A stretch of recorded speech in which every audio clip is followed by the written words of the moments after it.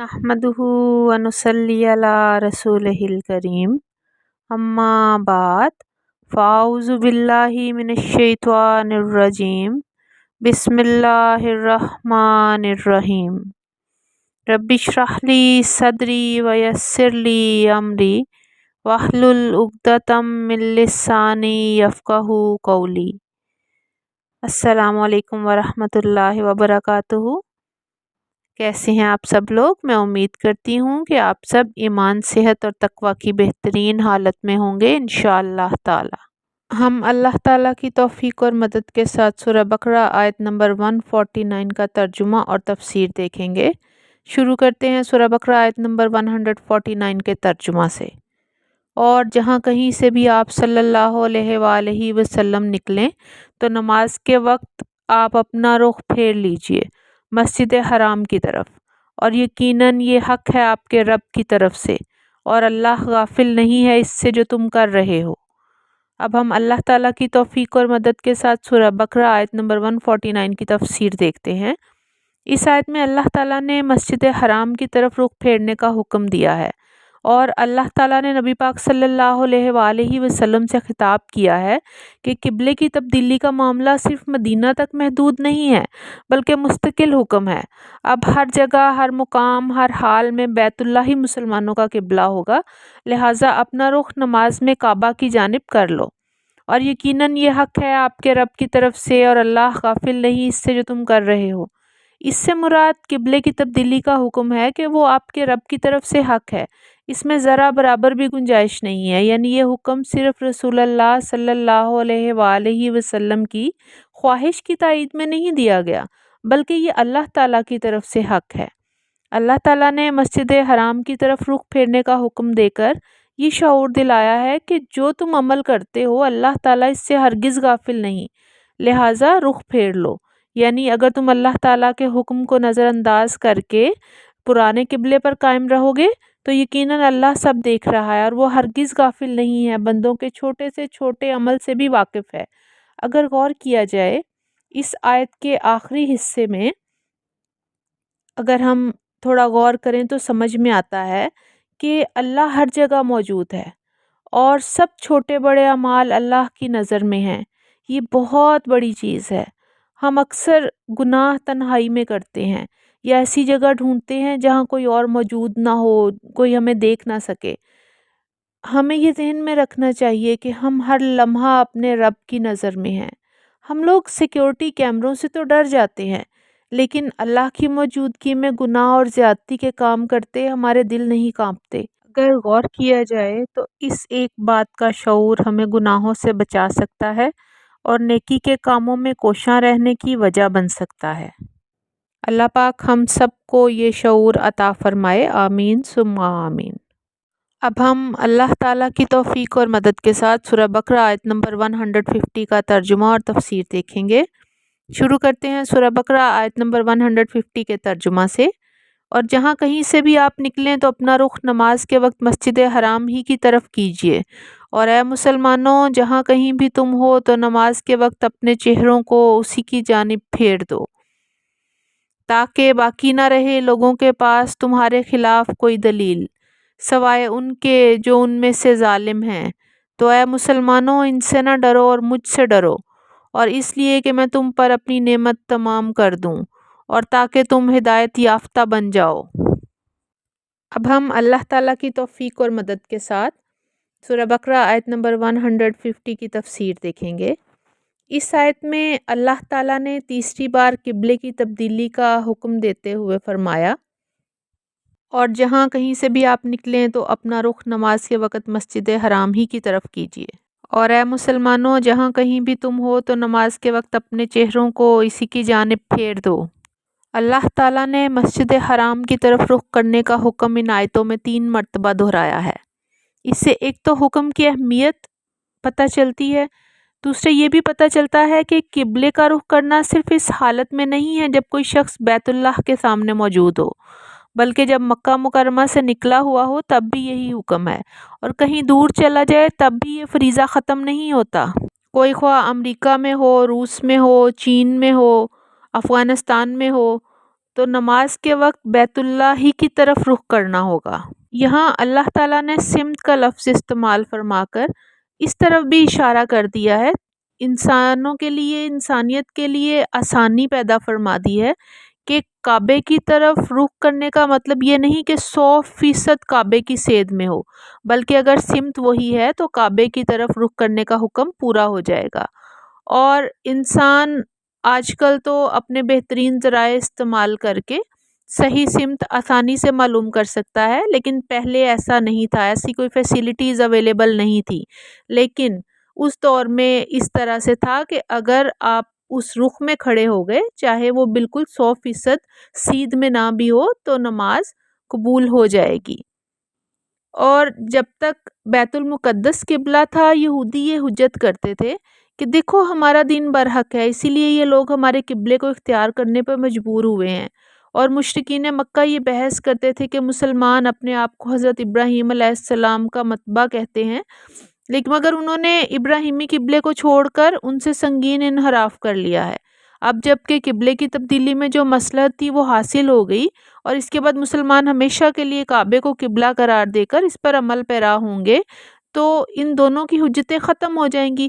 البتہ وہ کٹ حجت لوگ جنہوں نے اعتراض کرتے رہنے کی قسم ہی کھا رکھی ہے، وہ تو باز نہیں آئیں گے، نہ ان کی زبانیں بند ہوں گی۔ لیکن مسلمانوں کو اس آیت میں کہا جا رہا ہے کہ مسلمانوں کو ان سے خوفزدہ ہونے کی قطعاً ضرورت نہیں ہے، اور انہیں اللہ تعالیٰ کے سوا کسی سے نہیں ڈرنا ہے۔ اللہ پاک فرما رہے ہیں کہ میرے سوا کسی کی پرواہ نہ کرو، اور اللہ تعالیٰ کی ہی یہ شان ہے کہ اس سے ڈرا جائے اور اس کے سوا کسی کی پرواہ نہ کی جائے۔ اور اس لیے کہ میں تم پر اپنی نعمت تمام کر دوں، یعنی اللہ تعالیٰ اپنا دین اور شریعت کو ہر لحاظ سے مکمل کرنا چاہتے تھے، اس لیے یہ حکم نازل ہوا۔ اور نعمت سے مراد امامت اور پیشوائی کی نعمت ہے، جو بنی اسرائیل سے لے کر امت مسلمہ کو دی گئی، تاکہ اب ساری انسانیت کو اللہ تعالیٰ کے راستے اور نیکی کے راستے پر چلانے کی خدمت اس امت کے سپرد کر دی جائے، اور تاکہ تم ہدایت یافتہ بن جاؤ۔ تفسیر سعدی حوالہ نمبر 188/1 ہے، اللہ تعالیٰ سے ڈرنے والوں کو ہی ہدایت کا رستہ ملتا ہے۔ اللہ تعالیٰ نے اپنے بندوں پر رحم کرتے ہوئے ہدایت کے اسباب آسان فرما دیے ہیں، اور ہدایت کے رستوں پر چلنے کے بارے میں آگاہ فرما دیا گیا، اور ان کے لیے اس ہدایت کو پوری طرح واضح کر دیا۔ ان میں سے ایک طریقہ یہ بھی ہے کہ اللہ تعالیٰ اہل عناد کو حق کی مخالفت پر مقرر کر دیتا ہے، چنانچہ وہ حق کے بارے میں جھگڑتے ہیں، جس سے حق کی نشانیاں اور علامتیں ظاہر ہو جاتی ہیں، اور باطل کا بطلان ثابت ہو جاتا ہے، اور یہ چیز واضح ہو جاتی ہے کہ باطل کی کوئی حقیقت نہیں۔ اگر باطل حق کے مقابلے میں کھڑا نہ ہو تو بسا اوقات اکثر مخلوق پر باطل کا حال واضح نہ ہو، اشیاء اپنی ضد سے پہچانی جاتی ہیں۔ اگر رات نہ ہوتی تو دن کی فضیلت کا اعتراف نہ ہوتا، اگر قبیح اور بدصورت نہ ہو تو خوبصورت کی فضیلت معلوم نہیں ہو سکتی، اگر اندھیرا نہ ہو تو روشنی کے فوائد کو نہیں پہچانا جا سکتا، اگر باطل نہ ہو تو حق واضح طور پر ظاہر نہیں ہو سکتا۔ اس پر اللہ تعالیٰ ہی ہر قسم کی تعریف کا مستحق ہے۔ بے شک اس آیت میں اللہ پاک نے انسانوں کو صرف خود سے ڈرنے کا حکم دیا ہے، اور یہ سمجھایا ہے کہ کسی اور انسان سے ڈرنے کی ضرورت نہیں، کیونکہ انسانوں کے ڈر کی وجہ سے انسان بے چینی، اضطراب اور پریشانی، خوف میں مبتلا ہو جاتا ہے، اور اللہ تعالیٰ سے اس کا تعلق درست نہیں رہتا۔ لیکن اگر یہی خوف اللہ تعالیٰ کا ہو تو اللہ تعالیٰ کے خوف سے انسان برائیوں سے رکتا ہے اور سکون پاتا ہے۔ خوف الہی ہر قسم کی مصیبت سے نجات کا ذریعہ ہے۔ خوف الہی سے اللہ تعالیٰ کی رضا، اس کی رحمت، مغفرت اور جنت حاصل ہوتی ہے، اور اللہ تعالیٰ سے خوف رکھنا اس بات کی ضمانت ہے کہ انسان کو ہر دوسرے خوف سے بے نیاز کر دیا جائے گا۔ کتنا خوبصورت تحفہ ہے ان لوگوں کے لیے جو صرف اللہ سے خوف رکھتے ہیں، کہ ان کو ہر طرح کے دوسرے خوف سے بے نیاز کر دیا جاتا ہے۔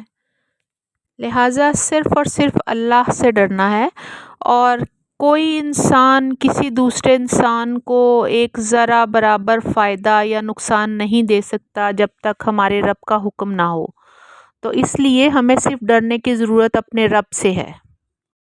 اب ہم اللہ تعالیٰ کی توفیق اور مدد کے ساتھ سورہ بقرہ آیت نمبر 151 کا ترجمہ اور تفسیر دیکھیں گے۔ شروع کرتے ہیں سورہ بقرہ آیت نمبر 151 کے ترجمہ سے۔ جیسے کہ ہم نے بھیج دیا ہے تمہارے درمیان ایک رسول خود تم میں سے، وہ تلاوت کرتا ہے تم پر ہماری آیات اور تمہیں پاک کرتا ہے اور تمہیں تعلیم دیتا ہے کتاب اور حکمت کی، اور تمہیں تعلیم دیتا ہے ان چیزوں کی جو تمہیں معلوم نہیں تھیں۔ ہم اللہ تعالیٰ کی توفیق اور مدد کے ساتھ سورہ بقرہ آیت نمبر 151 کی تفسیر دیکھیں گے۔ یہاں حضرت ابراہیم اور حضرت اسماعیل علیہ السلام کی دعا کو یاد کر لیجئے جو آیت 129 میں آئی ہے اور ہم پڑھ چکے ہیں۔ اس دعا کا ظہور 3000 سال بعد بعثت محمدی صلی اللہ علیہ وآلہ وسلم کی شکل میں ہو رہا ہے۔ یہاں ایک نقطہ بڑا اہم ہے کہ حضرت ابراہیم اور حضرت اسماعیل علیہ السلام کی دعا میں جو ترتیب تھی، یہاں اللہ تعالیٰ نے اس کو بدل دیا ہے۔ دعا میں ترتیب یہ تھی: تلاوت آیات، تعلیم کتاب و حکمت، پھر تزکیہ۔ یہاں پہلے تلاوت آیات، پھر تزکیہ اور پھر تعلیم کتاب و حکمت آیا ہے۔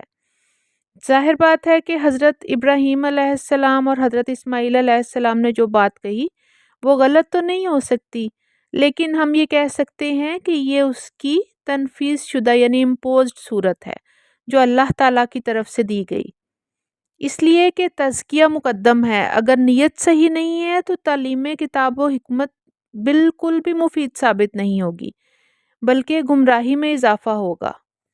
نیت کج ہے تو گمراہی بڑھتی چلی جائے گی۔ تزکیہ کا حاصل اخلاص ہے، یعنی نیت درست ہو جائے۔ اس آیت میں رب العزت نے فرمایا ہے کہ کعبہ کو قبلہ بنا کر جو احسان تم پر کیا ہے یہ کوئی پہلی نعمت نہیں ہے، ہم تمہیں اس سے بھی بڑی بڑی نعمتیں عطا کر چکے ہیں، اور سب سے بڑی نعمت یہ ہے کہ ہم نے تمہارے درمیان تمہیں میں سے ایک رسول بھیجا ہے جو تمہارے لیے عزت اور شرف کا باعث ہے۔ رسول اللہ صلی اللہ علیہ وآلہ وسلم کی بعثت مومنوں پر اللہ تعالیٰ کا احسان عظیم ہے، کیونکہ رسول اللہ صلی اللہ علیہ وآلہ وسلم ان جیسے ہی انسان تھے۔ وہ اللہ تعالیٰ کی روشن آیات کی تلاوت کرتے تھے، ان کا تزکیہ کرتے تھے، انہیں کتاب اور حکمت کی تعلیم دیتے تھے، انہیں وہ باتیں سکھاتے تھے جو وہ نہیں جانتے تھے۔ رسول اللہ صلی اللہ علیہ وآلہ وسلم کی رسالت کی برکت سے جاہل اور نادان عرب اولیاء، علماء اور علوم و معارف کے سمندر بن گئے۔ یہاں رسول سے مراد محمد صلی اللہ علیہ وآلہ وسلم ہے، اور آیات کی تلاوت سے مراد قرآن مجید ہے، اور تمہیں پاک کرتا ہے سے مراد کہ وہ تمہیں شرک سے، گناہوں سے، برے اخلاق سے پاک کرتا ہے، اور وہ تمہیں اطاعت کے ایسے کاموں پر آمادہ کرتا ہے جن سے اللہ تعالیٰ تم سے راضی ہو سکے۔ تزکیہ کی ابتدا اور انتہا توحید ہے، تو وہ تمہیں توحید سکھاتا ہے۔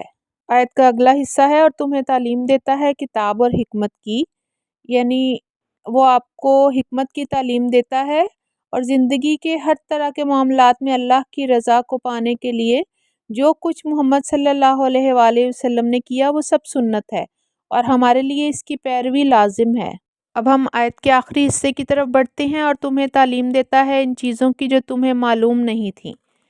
اس سے مراد ہے کہ انسان اللہ تعالیٰ کی ہدایت کو، غیب کی خبروں کو، انبیاء کے حالات و واقعات کو، دین کے احکامات اور دنیا کے معاملات کو نہیں جانتے تھے۔ آپ صلی اللہ علیہ وآلہ وسلم نے ان کے بارے میں تعلیم دی۔ بعثت محمدی صلی اللہ علیہ وآلہ وسلم سے پہلے اہل عرب گمراہی میں مبتلا تھے۔ اللہ تعالیٰ نے سورہ آل عمران آیت نمبر 164 میں فرمایا: بلا شبہ اللہ تعالیٰ نے ایمان والوں پر یقیناً احسان فرمایا کہ جب ان میں سے ہی ایک رسول ان میں مبعوث فرمایا جو انہیں اللہ تعالیٰ کی آیات پڑھ کر سناتا ہے اور انہیں پاک کرتا ہے اور انہیں کتاب و حکمت کی تعلیم دیتا ہے، حالانکہ بلا شبہ اس سے پہلے وہ یقیناً کھلی گمراہی میں تھے۔ اب ہم اللہ تعالیٰ کی توفیق اور مدد کے ساتھ سورہ بقرہ آیت نمبر 152 کا ترجمہ اور تفسیر دیکھیں گے۔ بہت ہی پیاری آیت ہے، دھیان سے سنیے گا۔ ترجمہ ہے: پس تم مجھے یاد رکھو، میں تمہیں یاد رکھوں گا، اور میرا شکر کرو، میری ناشکری مت کرو۔ اب ہم اللہ تعالیٰ کی توفیق اور مدد کے ساتھ سورہ بقرہ آیت نمبر 152 کی تفسیر دیکھیں گے۔ پس تم مجھے یاد رکھو، میں تمہیں یاد رکھوں گا۔ اللہ تعالیٰ نے اپنے مومن بندوں کو حکم دیا ہے کہ تم مجھے یاد رکھو۔ یہاں یاد رکھنے سے مراد ہے ہر وقت اللہ تعالیٰ کو یاد کرنا، یعنی اس کی تسبیح و تحلیل اور تکبیر کو بلند کرنا۔ یہاں دراصل اس آیت میں اللہ تعالیٰ اور بندوں کے درمیان ایک بہت بڑا معاہدہ ہے۔ مجھے یاد رکھو کا حکم دیا ہے اور اس پر ایسے اجر کا وعدہ کیا ہے جس کا انسان تصور بھی نہیں کر سکتا، جو بہترین اجر ہے۔ اور اجر کیا ہے؟ اجر یہ ہے کہ میں تمہیں یاد رکھوں گا۔ سبحان اللہ۔ جو اللہ تعالیٰ کا ذکر کرتا ہے، اللہ تعالیٰ اس کا ذکر فرماتا ہے۔ یہ بخاری حوالہ نمبر 7405 ہے۔ سیدنا ابو ہریرہ رضی اللہ عنہ نے بیان کیا ہے، رسول اللہ صلی اللہ علیہ وآلہ وسلم نے فرمایا، اللہ تعالیٰ فرماتا ہے کہ میں اپنے بندے کے گمان کے ساتھ ہوں، اور جب بھی وہ مجھے یاد کرتا ہے تو میں اس کے ساتھ ہوتا ہوں۔ جب وہ مجھے دل میں یاد کرتا ہے تو میں بھی اسے اپنے دل میں یاد کرتا ہوں، اور جب وہ مجھے مجلس میں یاد کرتا ہے تو میں اس سے بہتر فرشتوں کی مجلس میں یاد کرتا ہوں۔ اگر وہ مجھ سے ایک بلشت قریب آتا ہے تو میں اس سے ایک ہاتھ قریب ہو جاتا ہوں۔ اگر وہ مجھ سے ایک ہاتھ قریب آتا ہے تو میں اس سے 2 ہاتھ قریب ہو جاتا ہوں۔ اگر وہ میری طرف چل کر آتا ہے تو میں اس کے پاس دوڑ کر آ جاتا ہوں۔ سبحان اللہ۔ دل خوش ہو گیا یہ حدیث سن کر۔ کتنا آسان ہے کہ اللہ پاک اپنی محفلوں میں ہمارا ذکر فرمائیں۔ اس کے لیے ہمیں کیا کرنا ہے؟ ہمیں اپنے رب کو یاد کرنا ہے، اچھی محفلوں میں اپنے رب کا ذکر کرنا ہے۔ اللہ تعالیٰ کو یاد رکھنا ہی کسی انسان کو اس کا مستحق بناتا ہے کہ اللہ تعالیٰ اس کو یاد رکھے، اور جس کو اللہ تعالیٰ نے بھلا دیا سمجھو وہ ڈوب گیا، نہ وہ زمین کا رہا اور نہ وہ آسمان کا رہا۔ ترمذی کا حوالہ نمبر 3375 ہے۔ ایک صحابی نے عرض کیا، یا رسول اللہ صلی اللہ علیہ وآلہ وسلم، اسلام کی باتیں تو بہت ہیں، آپ مجھے کوئی ایسی چیز بتائیں جس میں لگا رہوں۔ آپ صلی اللہ علیہ وآلہ وسلم نے فرمایا، تیری زبان ہر وقت اللہ تعالیٰ کی یاد میں تر رہے۔ صحیح بخاری حوالہ نمبر 6407 ہے۔ سیدنا ابو موسیٰ رضی اللہ عنہ نے بیان کیا کہ نبی کریم صلی اللہ علیہ وآلہ وسلم نے فرمایا، اس شخص کی مثال جو اپنے رب کو یاد کرتا ہے، اس کی مثال جو اپنے رب کو یاد نہیں کرتا، زندہ اور مردہ جیسی ہے۔ یہاں ذکر کی ہدایت تحویل قبلہ کے موقع کی مناسبت سے دی گئی ہے، اس لیے کہ ذکر الہی سے ایک مومن کا دل اللہ تعالیٰ کی عبادت کے لیے تیار ہو جاتا ہے، اور اللہ تعالیٰ کے ذکر کے بہت سے فوائد ہیں۔ جو اللہ تعالیٰ کا زبان سے اس طرح ذکر کرتا ہے کہ اس کا دل بھی موافقت کرتا ہے، تو ایسے ذکر سے اللہ تعالیٰ کی معرفت اور اس کی محبت نصیب ہوتی ہے، اور اس سے بڑی نعمت اور کیا ہو سکتی ہے۔ اللہ تعالیٰ کا ذکر کرنے والے کو اس کا ثواب نصیب ہوتا ہے۔ اللہ تعالیٰ کا ذکر کرنے والے کو اللہ تعالیٰ یاد رکھتا ہے۔ اللہ تعالیٰ کا ذکر کرنے والے کو دلوں کا اطمینان نصیب ہوتا ہے۔ ذکر کرنے والا اللہ تعالیٰ کی رضا کے مطابق چلتا ہے اور اللہ کی ناراضگی سے بچنے کی کوشش کرتا ہے۔ آیت کا اگلا حصہ ہے اور آخری بھی، اور میرا شکر کرو، میری ناشکری مت کرنا۔ اللہ کا ذکر کرنے والا دنیا کی محبت سے نکل آتا ہے، اور اللہ تعالیٰ کا ذکر کرنے والے کو ہی شکر کرنا نصیب ہوتا ہے، کیونکہ ذکر شکر کی بنیاد ہے۔ انسان جب اللہ تعالیٰ کو بھول جاتا ہے تو ناشکری میں مبتلا ہو جاتا ہے۔ آیت کے اس حصے میں اللہ رب العزت نے شکر کا حکم دیا ہے اور کہا ہے کہ جو نعمتیں تمہیں عطا کی ہیں، تم سے جو غم تکالیف اور مصیبتیں دور کی ہیں، اس پر میرا شکر ادا کرو۔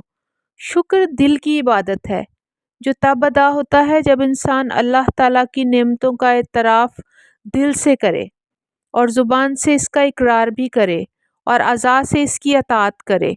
اس نے جن کاموں سے روکا ہے ان سے رک جائے، اور ان نعمتوں کا اعتراف نہ کرنا ناشکری ہے۔ شکر کے بہت سے فوائد ہیں۔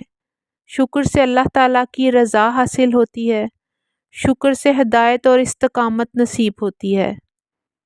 سورہ ابراہیم آیت نمبر 7 کا ترجمہ ہے، اور جب تمہارے رب نے صاف اعلان کر دیا کہ یقیناً اگر تم شکر ادا کرو گے تو میں تمہیں ضرور ہی زیادہ دوں گا، اور اگر تم ناشکری کرو گے تو یقیناً میرا عذاب بلا شبہ بڑا سخت ہے۔ شکر اللہ تعالیٰ کی بہت بڑی نعمت ہے۔ ناشکری سے انسان کے اندر تکبر پروان چڑھتا ہے، ناشکری سے انسان ظالم بن جاتا ہے اور اللہ تعالیٰ کے عذاب کا مستحق ٹھہرتا ہے۔ انسان اپنے دل سے اللہ تعالیٰ کا شکر ادا کر سکتا ہے اس بات پر یقین کرتے ہوئے کہ جو نعمتیں ملی ہیں رب العزت کی چاہت سے ملی ہیں، یہ اعتراف نعمت ہے۔ انسان اپنی زبان سے اللہ تعالیٰ کا شکر ادا کر سکتا ہے، اور زبان دل کی ترجمان ہے۔ آپ صلی اللہ علیہ وآلہ وسلم اپنے ہر کام کی تکمیل میں اللہ تعالیٰ کا شکر ادا کرتے تھے۔ نیند پوری کرنے کے بعد، کھانا کھانے کے بعد اور ہر کام کی تکمیل پر اللہ تعالیٰ کی حمد بیان کرتے تھے۔ انسان اعضاء و جوارح سے اللہ تعالیٰ کا شکر ادا کر سکتا ہے، اس میں سجدہ شکر، نماز اور اطاعت کے دیگر کام شامل ہیں۔ صحیح بخاری حوالہ نمبر 1130 ہے۔ سیدنا مغیرہ رضی اللہ عنہ سے روایت ہے کہ رسول اللہ صلی اللہ علیہ وآلہ وسلم اتنا لمبا قیام فرماتے یا اتنی لمبی نماز پڑھتے کہ آپ صلی اللہ علیہ وآلہ وسلم کے قدم مبارک یا پنڈلیاں سوج جاتی۔ جب ان سے اس بارے میں کہا جاتا تو فرماتے، کیا میں شکر گزار بندہ نہ بنوں؟ آپ غور فرمائیں، اگر اللہ کے حبیب کو شکر کرنے کی اس حد تک ضرورت تھی تو ہم جیسے گنہگاروں کو تو ایک لمحہ بھی اللہ کا شکر ادا کیے بغیر نہیں گزارنا چاہیے، اور بے شک یہی حق بندگی ہے۔